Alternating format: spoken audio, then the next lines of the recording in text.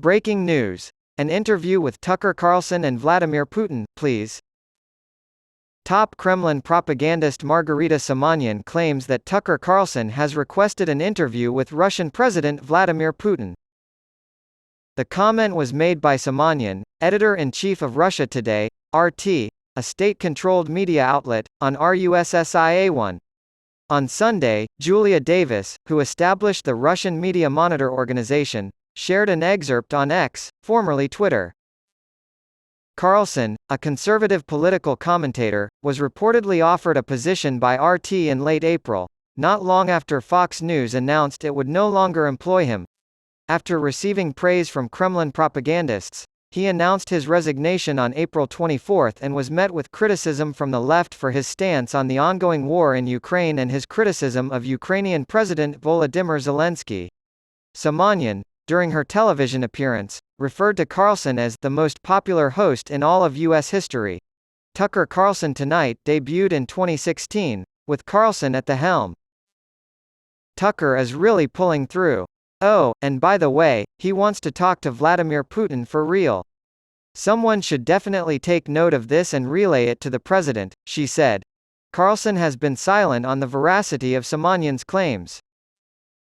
Although Carlson is well liked in the United States, Simonyan claims that he was thrown out of Fox News.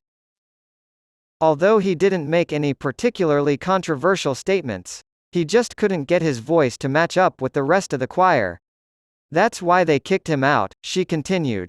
A representative for RT said in a statement to Newsweek at the time, "We continue to welcome outspoken, diverse personalities on our network, and we have had the pleasure of working with the greats like Julian Assange and the late Larry King." Vladimir Solovyov, a Kremlin propagandist and host of a show on Russia One called Evening with Vladimir Solovyov, also offered Carlson a job. In April, he sent out a telegram message inviting Tucker to join the group. Here, you can confidently use the out of Biden.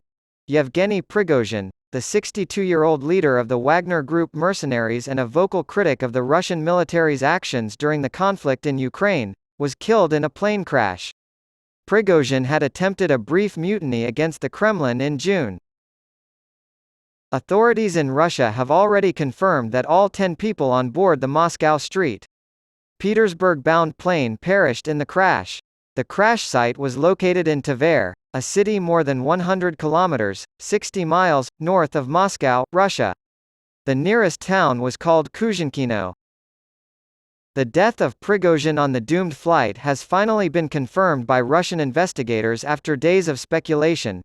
Given the outsized role Prigozhin and his Wagner Group played in Russia's efforts in Ukraine and their pushback against the authority of Russian President Vladimir Putin, his death sent shockwaves around the world.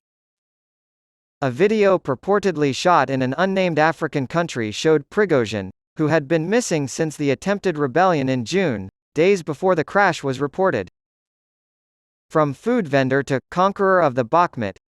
Following the unspoken rule in Russian politics that the closer you are to the president's body, the more money you make, Prigozhin has built his career. This unspoken protocol was quickly understood by him. After spending 9 years in a Soviet prison for robbery and fraud, Prigozhin embarked on his entrepreneurial journey in the 1990s, following the fall of the USSR and the arrival of capitalism in Russia. In his hometown of St. Petersburg, where he had grown up, he used money he had made selling hot dogs to open a high-end eatery, which quickly became a favorite among the city's elite, including the man who would one day become president of Russia. Concord, his catering company, would later benefit from this connection by winning lucrative state contracts. His business would arrange dinners for visiting foreign heads of state and prime ministers in addition to the Russian armed forces. Prigozhin's stature skyrocketed after he established the private military firm Wagner Group and a troll farm to spread disinformation at home and abroad. Putin's political agenda, and the Russian government's goal of avoiding open and formal involvement in conflicts and civil wars in the Middle East and Africa, now depended heavily on him.